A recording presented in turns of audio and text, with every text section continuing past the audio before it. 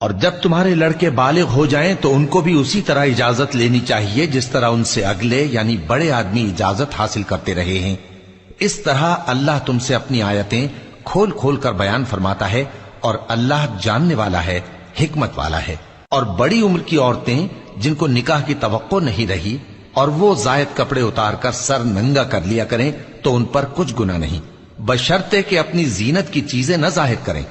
اور اگر اس سے بھی بچیں تو یہ ان کے حق میں بہتر ہے، اور اللہ سنتا ہے، جانتا ہے۔ نہ تو اندھے پر کچھ گناہ ہے اور نہ لنگڑے پر اور نہ بیمار پر اور نہ خود تم پر کہ اپنے گھروں سے کھانا کھاؤ، یا اپنے باپ دادا کے گھروں سے، یا اپنی ماؤں کے گھروں سے، یا بھائیوں کے گھروں سے، یا اپنی بہنوں کے گھروں سے، یا اپنے چچاؤں کے گھروں سے، یا اپنی پھوپھیوں کے گھروں سے، یا اپنے ماموؤں کے گھروں سے، یا اپنی خالاؤں کے گھروں سے، یا اس گھر سے جس کی کنجیاں تمہارے ہاتھ میں ہوں، یا اپنے دوستوں کے گھروں سے۔ اور اس کا بھی تم پر کچھ گناہ نہیں کہ سب مل کر کھانا کھاؤ یا جدا جدا۔ پھر جب گھروں میں جایا کرو تو اپنے گھر والوں کو سلام کیا کرو، یہ اللہ کی طرف سے مبارک اور پاکیزہ تحفہ ہے۔ اس طرح اللہ اپنی آیتیں کھول کھول کر بیان فرماتا ہے تاکہ تم سمجھو۔ مومن تو وہ ہیں جو اللہ پر اور اس کے رسول پر ایمان لائے، اور جب کبھی ایسے کام کے لیے جو جمع ہو کر کرنے کا ہو پیغمبر کے پاس جمع ہوں تو ان سے اجازت لیے بغیر چلے نہیں جاتے۔ اے پیغمبر،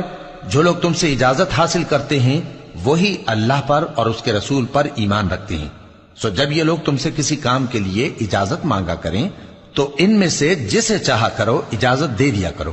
اور ان کے لیے اللہ سے بخشش مانگا کرو، کچھ شک نہیں کہ اللہ بخشنے والا ہے، مہربان ہے۔ مومنو،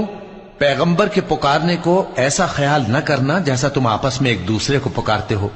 بے شک اللہ کو وہ لوگ معلوم ہیں جو تم میں سے آنکھ بچا کر کھسک جاتے ہیں۔ تو جو لوگ ان کے حکم کی مخالفت کرتے ہیں ان کو ڈرنا چاہیے کہ ایسا نہ ہو کہ ان پر کوئی آفت پڑ جائے یا تکلیف دینے والا عذاب نازل ہو۔ دیکھو،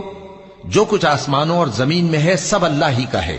جس طریق پر تم ہو وہ اسے جانتا ہے،